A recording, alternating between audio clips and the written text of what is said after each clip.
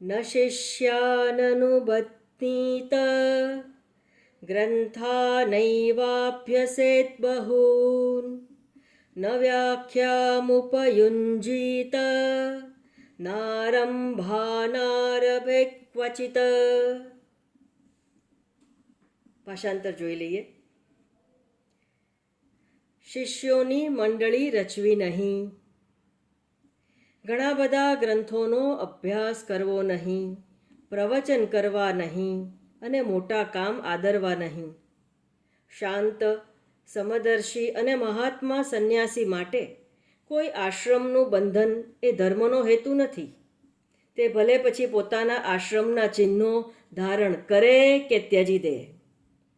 તેની પાસે આશ્રમનું કોઈ ચિહ્ન ભલે ન હોય, પણ તેને આત્માના અનુસંધાનમાં મગ્ન રહેવું.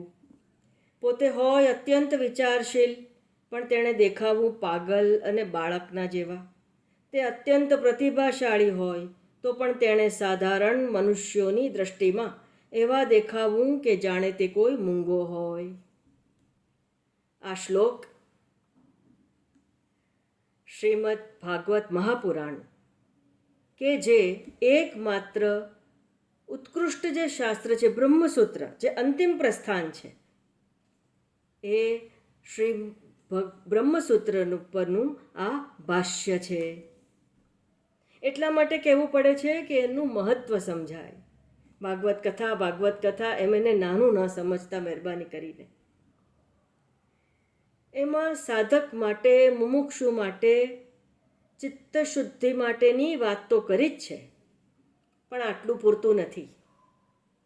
જે યતિ છે, સંન્યાસી છે, મોક્ષ માર્ગી છે. સંન્યાસી એટલે ફરી કહી દઉં, કેસરી કપડાં પહેર્યા હોય એ જ સંન્યાસી નહીં. જ્ઞેયસ્ય નિત્ય સંન્યાસી યો ન દ્વેષ્ટિ ન કાંક્ષતિ.